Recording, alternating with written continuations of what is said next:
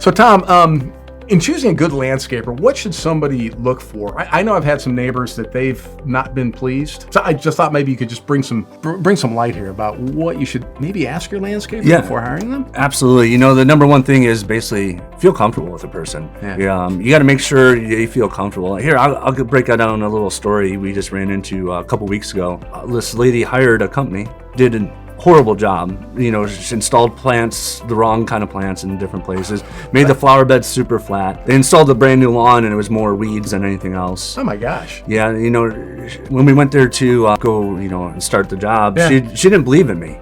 She basically is like, Tom, I don't believe in what you guys do. I said, ma'am. Was it because I already worked with a landscaper and I don't trust you guys? Yeah, basically, she got taken advantage. The number one thing is, once again, confident in the person you're hiring. So I basically kind of started, working with her. I'm not gonna give her name out, but Mrs. Smith, Sure, you know what? sure. I got you. Just believe in what I can do for you, and I guarantee you, at the end of the day, you're gonna like it. She gave me a big hug when we're done. She's like, Tom, I believe in you guys. She's like, you know what? You guys were awesome. You guys were professional. You guys did what you told me you were gonna do. Not only that, above and beyond every step of the way. Did you help redesign or rethink what she did originally? Yeah, basically we went in there, the front flower beds, the plants didn't match the layout of her property. So we basically had to go in there, pull everything out, put that to the back of the property, reuse the plants. Then I came in there, Mrs. Smith, I'm going to give you this design idea. What's your thoughts? Well, Tom, I don't like these plants. I said, well, these are the most common plants around here. Well, I don't like bees, Tom. I said, ma'am, no offense. You're going to get bees anywhere you go. Yeah, that's true.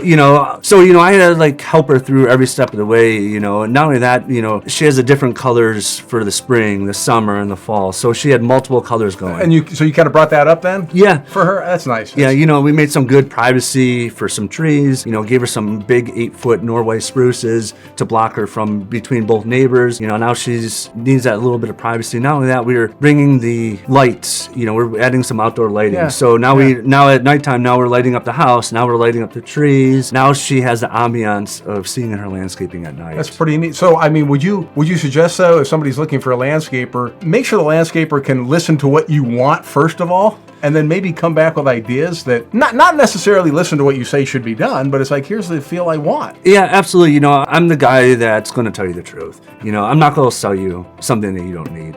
A lot of people sell you things that you don't need, and you know what? That's not how I do business. I want to make sure my customers are feeling comfortable with me, what they're buying from me. Not only that, just believe in who we are and what we can do for you. Right. Well, hey, if you're looking to really spruce up your yard, you might want to give Tom a call and get his crew on it. Thanks a lot, Tom. Thanks, Steve. Thank you.